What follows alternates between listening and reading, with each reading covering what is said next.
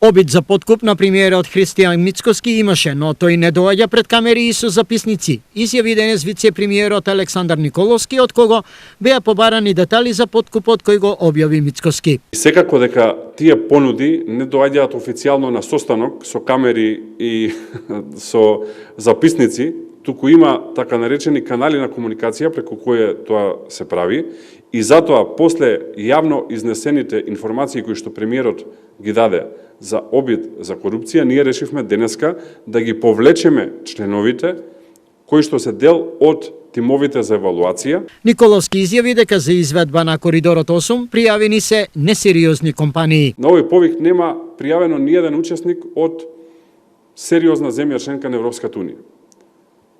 До тука можам да кажам, затоа што е доверлив процесот. Мислам дека тоа се кажува во однос на тоа какви компании учествуваат.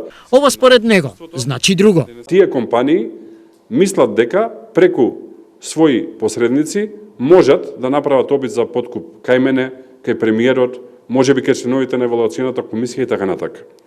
Затоа што ние сме сериозни, затоа ја прекинуваме постапката со ова што сега ги повлекуваме членовите. Од овие причини повлечени се членовите на евалуационата комисија за изградба на овој коридор. Во иднина, во соработка со Европската унија, во соработка со Бугарија, во соработка со банките, сакаме да изработиме прво сериозен проект, кој што сериозен проект ќе биде изводлив, второ да добиеме јасни гаранции од Бугарија дека Бугарија може исто така да го изгради проектот и трето, тој проект да е изводлив на терен.